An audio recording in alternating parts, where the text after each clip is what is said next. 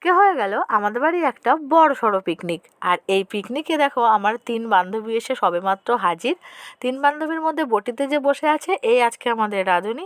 আর একজন তো দেখো বসার পিঁড়িও পায়নি, আর ওকে দিইও নি পিঁড়ি, ও ওইভাবেই বসে থাক।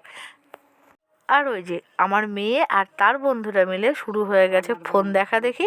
আর একজন আমাদের বান্ধবীর মধ্যে সেজে গুজে ঢুকলেন, আরও একজন চলে এসেছে আমাদের মধ্যে। এই হচ্ছে আমাদের পাপিয়া বান্ধবী। আর এই যে আমাদের বান্ধবী কাম দিদি সোমাদি, এটা হচ্ছে আমাদের দিদি, খুব সাজুগুজু করে এসছে দেখো। আর এই ছিল আজকে আকাশের অবস্থাটা, কত সুন্দর পরিবেশ।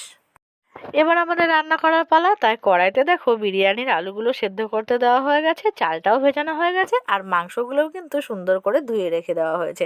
আর এই হলো বিরিয়ানির সেই পিসগুলো। কেমন হয়েছে বলো তো পিসগুলো? আর এই যে আর একটু কাটা বাকি রয়েছে, সেই সবজিগুলোও কেটে নিচ্ছে।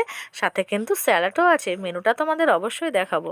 আর বিরিয়ানির আলুগুলো অলরেডি ভাজা হয়েও গেছে। সাথে যে চিকেন কষাটা ছিল সেটাও কিন্তু হয়ে গেছে। হয়ে যাওয়ার পর এবার আমাদের পালা চলছে বিরিয়ানিটা পুরোপুরি রেডি করার। তাই দেখো প্রথমে একটু ঘি, তারপরে রাইস, এবার মাংসের পিসগুলো আর আলুগুলো একসাথে দিয়ে দেওয়া হচ্ছে। চলো এবার লাস্টে ফাইনাল লুকসটা তোমাদের দেখায়।